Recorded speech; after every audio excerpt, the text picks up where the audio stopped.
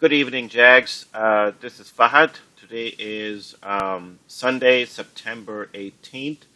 A couple things that are on my radar, so I just wanted to quickly make a video and discuss all of them one by one. So first of all, UltraGenex Pharmaceuticals. This is the one that we bought common, and we hedged the position with October 70 puts last week. Finally, the good news is out over the weekend. This was released on. This was released over the weekend, so there will be a conference call for this actually at 11 o'clock tomorrow morning. And so, but basically, UltraGenex reports positive interim data for phase 2 study of KRN23 for the treatment of tumor-induced osteomalacia. So this is exactly the catalyst that we were looking for when we presented our bullish setup a couple days ago last week. And I'm expecting the stock to pop tomorrow on this. So it was already running pretty strong on this. This is exactly why we bought it. Now the catalyst is turning out pretty good. The conference call tomorrow at 9 o'clock. So I expect, 11 o'clock tomorrow morning. So I expect the stock to continue to move higher from here. And it should pop pretty good tomorrow. Looking at this chart right here, ignore these moving averages. But if you're looking at this chart right here, let me just get rid of these. There you go. There is no volume of a price resistance coming into play all the way up until $96 a level, which is right here, which is why in my original trade I put out this trade idea right here. So just an update. We got the good data. Let's see if it climbs all the way up here. But if, we'll find out exactly by tomorrow morning or tomorrow afternoon exactly how the investors are reacting to this particular news.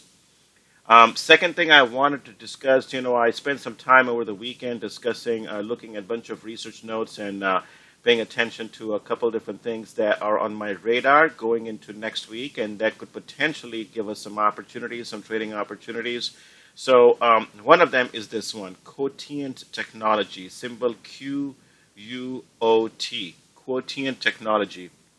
Now, here is a, we have discussed this in the past. Let me show you my note on this real quick. Here is this is from, since there is not any unusual option activity in the past, you will not find this note in the activity tracker, but if you want it, you can always email me and I'll send you this file. But these are all our previous discussion on Coty, and starting, the last one was on August 11, talks about signing a major deal with a retailer that they did not name, by the way. So this is why I brought this up. So on August 10, this company, I mentioned it right here in the chat room, a name we have discussed multiple times recently that kept seeing significant sharp increase in minute usage from ComScore channel checks. Strong volatile stock and uptrend for 6 months. An interesting research piece out of BML today and blah blah. But here's what gets my attention when I mentioned this on August 10.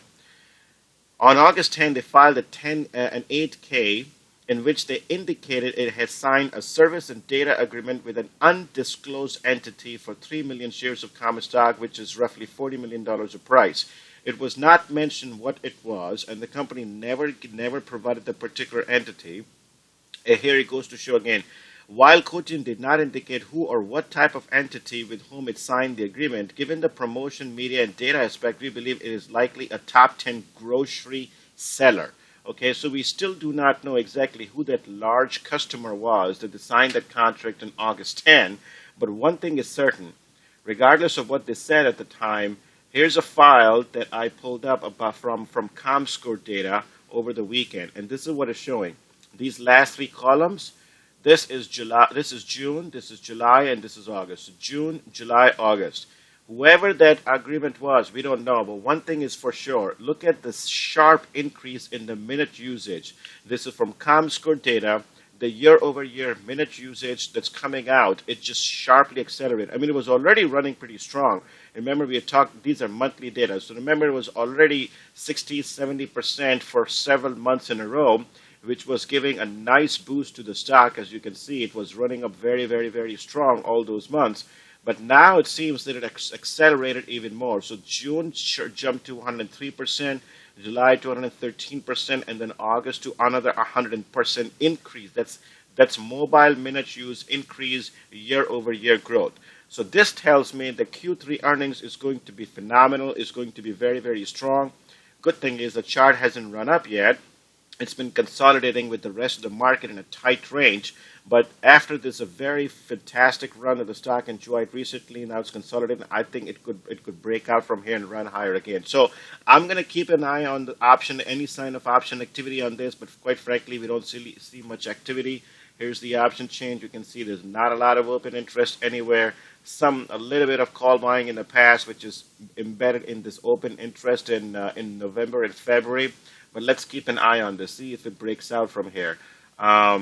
So let me show you exactly another way of looking at this. Let me pull down from stock chart. So where's that chart? Coupons. Here you go. So here's another chart that I was looking at earlier. Look at all these high volume bars right here. You can see this stock is under heavy accumulation throughout in August and then in September, and then last Friday, it was one of the best high volumes right here we have seen. This tells me this is setting up for a breakout. RSI is starting to push higher. MACD has flatlined and potentially breakout is coming. So you want to keep an eye on this. Very, very wide bid and ask spread in this damn thing. I mean, there's just not a lot of liquidity. You might be better off just buying the common and then looking for a breakout. It's not a very expensive stock. It's only $13.20. So anyways, just wanted to mention that. Another stock that's on my radar. So that's Coty Inc, symbol QUOT. Third on my list that I wanted to discuss is Gilead Sciences right here. So let me just pull it up real quick. Right here is the Gilead Sciences. Now, here's an interesting note that came on that I saw over the weekend. Here is the note. This happened on Friday after market close. On Friday after market close, we got the news that United Health has filed a settlement to expand HCV therapy coverage. What does that mean for Gilead Sciences?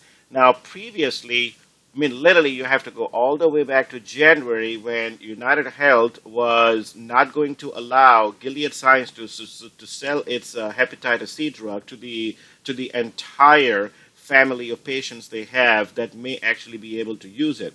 But they finally filed a settlement. This was originally filed on September 9th, according to the agreement that was signed. But now it is finally lifted. So basically, starting from September 16th, which was Friday after market close, this settlement now applies to approximately 5,000 new people that are covered by United Health, which translates to $300 million to Gilead Sciences revenues, assuming $63,000 list price for 8-week Harvoni treatment. So basically, it's a little bit of a small news. We know Harvoni sales are consistently under pressure. We know that the RX trends are showing 16% year-over-year decline. We know that there's a plateau that happened a couple months ago. We know all the things about Gilead Sciences. We've been talking about it. But basically, the point here is there was a little bit of a good news came late on Friday, which talks about now United Health is going to allow the 5,000 people that were not previously covered. They will be able to get Harvoni now, and that translates to $300 million in additional revenues for Gilead Sciences. So we need to keep an eye on this. Why? Because yes, it was just last week I was talking about the stock. So it is starting to form a base here. And when the entire market was falling apart, this stock was not selling off. So let me show you this. Let me show you this in the stock charts, a better picture, hopefully. Let's go over here. Gilead Sciences. Where is Gilead Sciences? Right here. So here's the chart. Here's my note. I presented this. So you see how the stock pulled back, and right here when we had the 400-point sell-off in Dow, remember that? And all of last week we had this very, very volatile market. Gilead Sciences was holding pretty well, and it's starting to push up against it's taking out 20-day moving average. Let's see if we can get some traction over here. There might be a chance that it could rally all the way back to $86 a share and fill this gap that was left behind after last earnings report from late July. A little bit of good news around Harvoni, not significant. I don't think it's going to move the needle significantly. Just a little bit of news. Separately, if you follow our actions and everything that we record in Activity Tracker, all you have to do is just go here, Gilead Sciences. You'll see some activities recording here. Open up my note that I recently presented. This note was presented in the chat room last week. Let me just open this up. And here you go. So um, this right here is my note that I presented on September 15th. Right here, this long note right here. This was my fresh new look at the fundamental side. All you have to do is go to Activity Tracker and you'll be able to see all the catalysts that I talked about, which are actually listed right over here. See if any of these catalysts will come into play. A lot of them are coming up in Q3 and Q4 2016. So another one that I will keep an eye out for any kind of option activity. Just wanted to mention there's a little bit of good news that we got on Friday. Let's see if it's enough to actually get the stock going. So, all right, that's Gilead Sciences. The fourth thing that I wanted to discuss in this video quickly is elections. Obviously, it's on everybody's radar. Everybody's talking about it, so why not? I want to show some interesting historical perspective over here. If this is too confusing, just just pay attention, and maybe I can walk you through this. But basically, these two charts, what they're trying to show is this.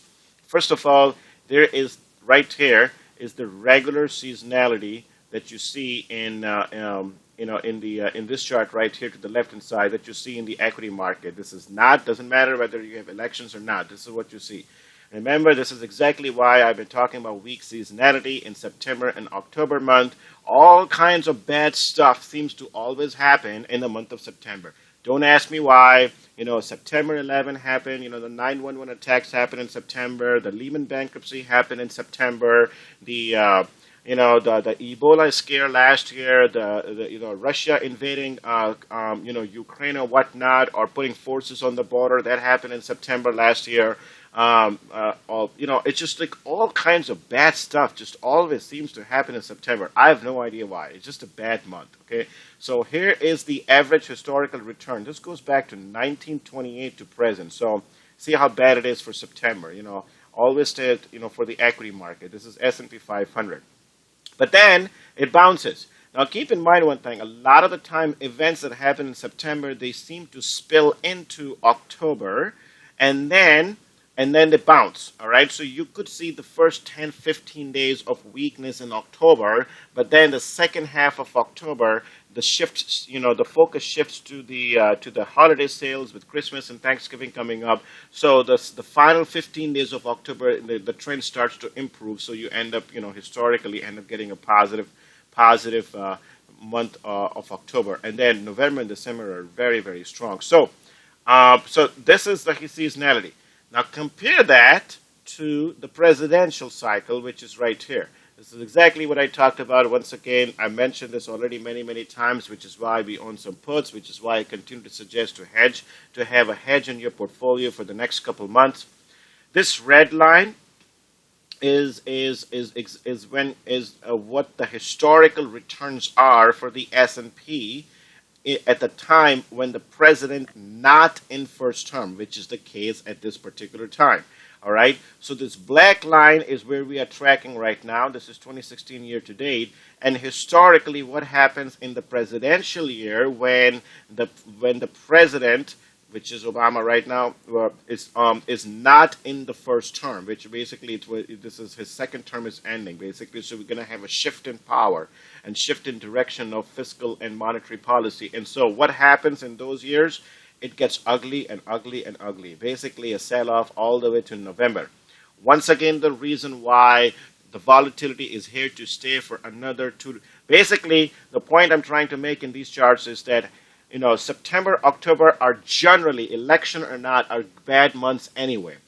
It is more profound bad month when you have election with president not in first term from September to November. All the reasons why the next couple of months are going to continue to be volatile. You're going to see 100, 200 points move to the upside and then downside. Who knows exactly if we're going to start really actually breaking out supports and trend resistances as this happens. So just keep this in mind why hedges are important. To summarize all of this, this is the line that's important. This comes from Bank of America. This puts the presidential election, this puts the presidential cycle back in gear with more bearish presidential election patterns when the president is not in his or her first term. Following this pattern, which includes the year 2000 and 2008, would suggest weakness into November. Okay? By the way, if you guys remember in the chat room a couple of days ago, I also presented a similar view from MKM Partners, which is another analyst, talking about exactly the same thing. They see more weakness in the broad market going all the way to the until the elections are over before we see any rebound. So here's the S&P chart. Big sell-off. Is this a bear flag? Is this forming a base? We don't know yet. It's too early to tell. Here's the volume. This is, by the way, S&P future. So are we going to just form this large bear flag and break down again and maybe go towards, retest of these Brexit lows, or maybe to this volume of price, supports to 2440 level, or this is just forming a base before we next leg higher? We don't know. Only time will tell. Now, with all of this said, the fifth thing that I wanted to discuss is probably the most important thing of this video. Okay? And that goes to what is going to happen this week. This is the crust of it. This is what you need to keep in mind. All right. On Wednesday, look at the calendar right here. On Wednesday, September 21, right here, this date is when we have two major central bank meetings. One is Bank of Japan, BOJ, and one is the Federal Reserve in the United States. Both of them are conducting their central bank meetings, big ones, on September 21st with their decision on interest rate. Now, there's a very interesting thought about the BOJ meeting that's coming up and why it could be extremely, extremely volatile. Just to quickly give you the background, back in January, in early January, Bank of Japan, first time in the history, adopted a negative interest rate policy. This was in January. All right, and you want to see what happened to the USD and the GPY, with basically the currency at the time. Right here, you see this? This was in late January. It was on January 29, is when the Bank of Japan adopted the negative interest rate policy and basically lowered the interest rate to minus 0.1%. And subsequently, this would happen. The pair, basically US dollar crashed. This was counterintuitive. And the US dollar crashed against the Japanese yen. All right? So basically, Japanese yen strengthened significantly because the policy change was seen as extremely deflationary. And deflationary means that they were trying to hit the, make it inflationary by targeting 2% inflation target, which did not happen, ended up actually making yen stronger and the US dollar actually falling sharply against the yen. Now, with that said, guess what that did to the U.S. equity market? Going back to S&P, right here. This is September 29. Right here is September 29. See the spike and boom. Now, so from about 1950 to 1820. Basically, within a week or week and a half following that Bank of Japan meeting when they adopted the negative interest rate policy, the S&P crashed almost 130 points within a week or week and a half after that. S&P was already weak going into this meeting too, and then it just fell even more before the market found its traction, and then we ripped higher. Once again, S&P is weak going into this Bank of Japan meeting. Why is this meeting very, very important? Here's why it's important. Because this time there are reports out from Bank of America and other places that I'm reading over the weekend, and they're talking about the Bank of Japan literally extending a policy with much more profound negative interest rate view. In other words, they want to actually not only tell the message to the market that negative interest rates are here, but they're going to be here even longer than you think. And they're going to be accompanied by at least 0.1 or 0.2 basis point cut. Now remember, the Bank of Japan is already at minus 0.1%. So the consensus is they're going to cut it to minus 2 or minus 3%. And on top of it, they're going to basically adopt a new policy called twist reverse, or reverse twist, reverse twist. Basically, Bank of Japan has been adopting a quantitative easing program which is buying all the Japanese treasuries out there with 7 to 12 maturities. Now they're going to buy 5 to 12 maturities. Basically, they're going to buy lower term, lower maturity bonds than they have been buying previously, which is an expansion of quantitative policy on top of a interest rate cut, which takes the yield to even deeper negative. Basically, what I'm trying to say is they're going to try to do exactly what they tried to do in January again. That's Bank of Japan. I have no idea what that's going to do to the Japanese yen this time again. Are we going to have a brief spike and another major sell-off in U.S. dollar, which means another sharp increase in the U.S. in the yen? And if that happens, maybe the U.S. equity markets are not going to like that. We're going to sell off again. Now that's all Bank of Japan. Now change the focus to the Federal Reserve. Remember, both are on September 21st. Now the Federal Reserve, believe it or not, according to the latest polls that are out there to this weekend, and I checked 4 different sources. Let's keep this S&P chart, S&P chart in front of us. I looked at 4 different polls that came out this weekend. The actual average poll thinks that there is a 20% chance that the Federal Reserve is going to hike the interest rate on Wednesday. Now, it's not as high as 35% that was before the economic data slowed down at the end of September, but there is a 20% chance that it actually may happen on Wednesday. Quite frankly, I don't think this is basically 1/5 chance. I don't think the market is prepared for that. I mean, if they hike the interest rate, it's not going to. I don't think the market is going to like this at all. And the second thing I will tell you is, while there's 20% chance of Federal Reserve hiking interest rate on Wednesday this week, there's a 55% chance they will hike in December. Based on everything that I'm reading, what I'm thinking, what the consensus is believe is that they're going to not hike in September, but they're going to issue an extremely hawkish commentary for December, which means this time they're not going to play a ball game, which they're going to say, okay, we're data dependent. They're going to actually set the tone, and they're going to say, the rate hike is coming in December, whether you like it or not, and it's going to be straightforward, a very, very hawkish tone. And that means the odds of 55% in December is going to go up. So expect a very hawkish, here's the bottom line, expect a very hawkish Fed on Wednesday and a very dovish Bank of Japan on Wednesday, both at the same time. What is that going to do to the broad market? This is what it's going to do. More confusion and nothing else. More uncertainty, more confusion, which means more volatile market. So to be honest, I'm not going to come here and tell you, okay, expect a breakout on S&P or a breakdown on S&P. I don't know which way we're going to move. But all I can tell you is this goes along with everything that I'm talking about with the weak seasonality, with the election cycle and every single thing, and 2 major central banks meeting.